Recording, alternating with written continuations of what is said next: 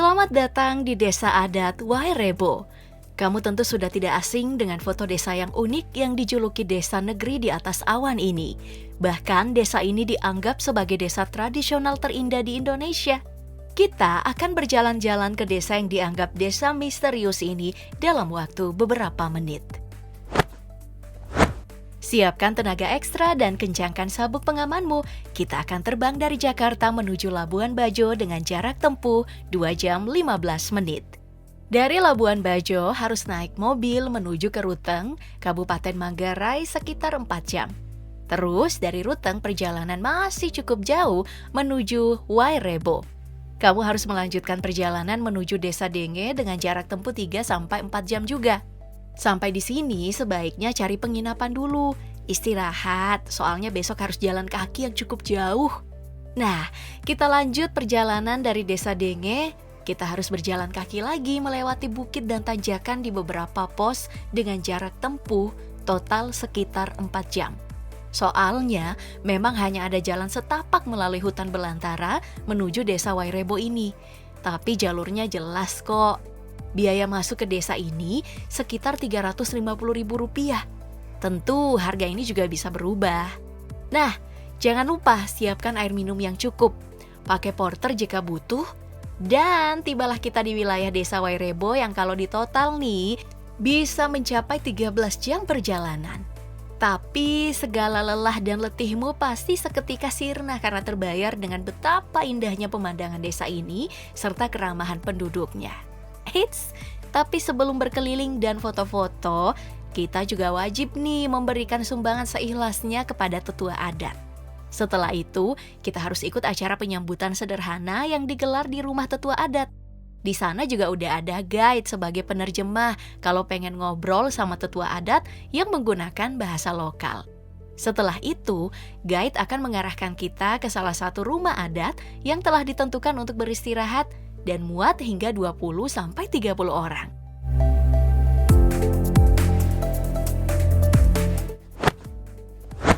Desa Wairebo terletak di ketinggian 1.200 meter di atas permukaan laut, sehingga desa ini menjadi salah satu desa tertinggi di Indonesia.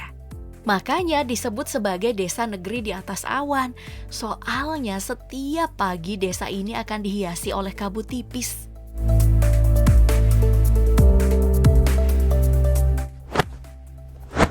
Meski berada di Manggarai Barat NTT, namun berdasarkan legenda masyarakat, orang-orang desa Wairebo percaya bahwa nenek moyang mereka itu berasal dari Minangkabau yang bernama Empo Maro.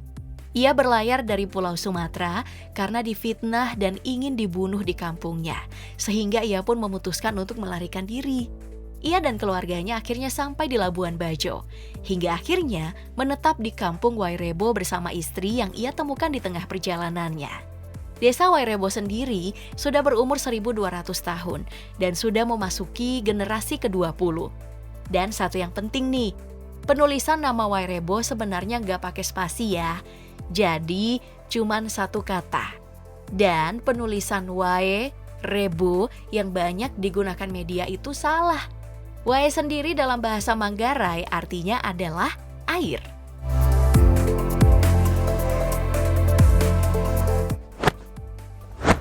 Nah, yang paling menarik dari desa ini adalah rumah adatnya yang hanya ada 7 buah dan berbentuk kerucut beratapkan lontar dan ijuk.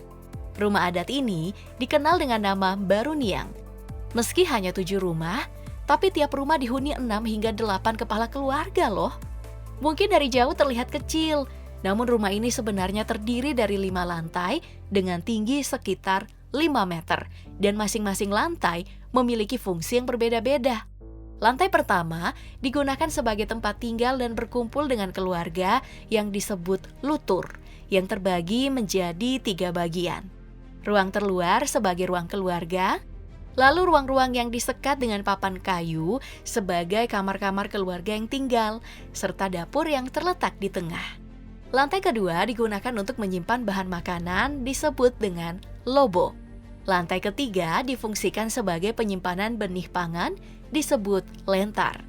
Lantai 4 untuk menyimpan stok pangan saat kekeringan atau cadangan makan di masa paceklik atau saat gagal panen yang disebut lemparea. Nah, lantai kelima disebut dengan hekangkode yang berfungsi sebagai tempat sesaji untuk leluhur masyarakat desa. Rumah adat Baruniang ini sudah dilestarikan dari generasi ke generasi oleh warga Wairebo. Sejak bangunan ini dibuat oleh nenek moyang mereka sekitar tahun 1920. Tapi melalui program revitalisasi yang didukung oleh Yayasan Tri Utomo dan Yayasan Rumah Asu, ketujuh rumah adat ini sudah dikonstruksi ulang di tahun 2008 karena sudah mengalami kerusakan sana-sini. Saat ini, jumlah penduduk desa ini lebih dari 600 orang. Tapi semuanya gak tinggal dalam Wairebo. Ada juga yang tinggal di desa bawah agar lebih mudah untuk mencapai sekolah. Mayoritas dari menjalani kehidupan sebagai petani dan penenun. Salah satu hasil pertanian mereka yang banyak diminati wisatawan adalah kopi yang diolah dengan cara tradisional. Jadi kalau pulang kita bisa bawa oleh-oleh berupa kopi dan tenun khasnya.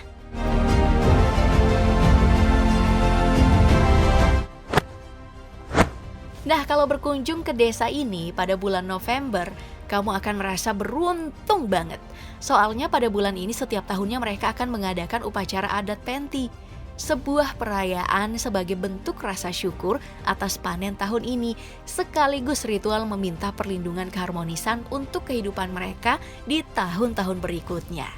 Selain itu, upacara adat ini juga digelar untuk menyambut tahun baru. Seluruh warga desa Wairebo akan mengenakan pakaian adat lengkap saat upacara adat Penti ini digelar. Selain itu, akan ada beberapa ritual unik yang dilakukan. Mulai dari warga yang beriringan diiringi gong dan gendang menuju halaman di depan rumah utama atau yang diberi nama rumah gendang. Setelah itu, mereka akan membawa persembahan berupa ayam ke mata air untuk mengundang roh leluhur penjaga mata air agar menghadiri Penti. Lalu, Penti juga dimeriahkan dengan tarian yang dikenal dengan nama Caci, dibawakan oleh sepasang penari pria dengan gerakan saling mencambuk. Tapi bukan untuk mencari pemenang ya, karena tarian ini bertujuan untuk mengangkat nilai-nilai persahabatan dan seni.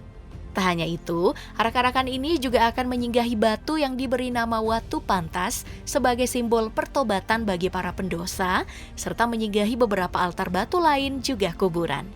Selama upacara adat Penti ini berlangsung, sekelompok laki-laki dan perempuan akan membawakan nyanyian tradisional tanpa musik yang disebut dengan sanda. Nyanyian sanda ini dimulai dari tengah malam hingga pagi hari tanpa putus. Pokoknya ya, selama ritual berlangsung, suasana itu gak boleh sepi sebagai bentuk penghormatan pada arwah para leluhur yang dipercaya hadir saat itu. Unik banget kan? Gak heran jika wisatawan yang hadir bisa mencapai ribuan orang untuk melihat upacara adat Penti ini.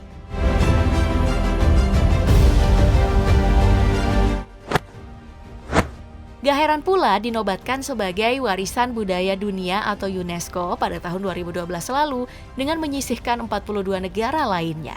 Selain karena lokasinya yang terpencil di atas pegunungan, rumah adat Baruniang ini juga dianggap sangat langka.